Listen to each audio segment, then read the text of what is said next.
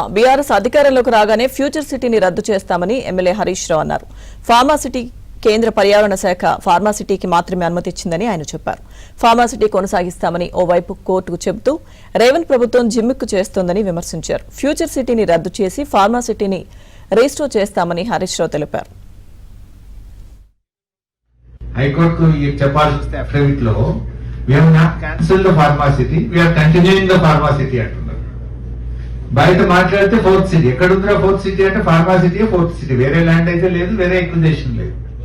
కోర్టుకు వచ్చేసరికి we are continuing, we are going ahead with pharma city అంటున్నారు. అందువల్ల టెక్నికల్ గా వాళ్ళు చేయలేరు. ఇప్పుడు ఏంటంటే కొద్దిగా ఒక జిమ్మిక్స్ లేదా ఫార్మాసిటీకి వీ నీడ్ ఇన్ఫ్రాస్ట్రక్చర్, ఫార్మాసిటీ వచ్చినప్పుడు అక్కడ ఎడ్యుకేషన్ ఉండాలి, ఫార్మాసిటీ వచ్చినప్పుడు అక్కడ హౌసింగ్ ఉండాలి, ఫార్మాసిటీ వచ్చినప్పుడు బేసిక్ నీడ్స్ ఉండాలి అనే పేరు మీద ఇవన్నీ తెచ్చే ప్రయత్నం చేస్తున్నారు.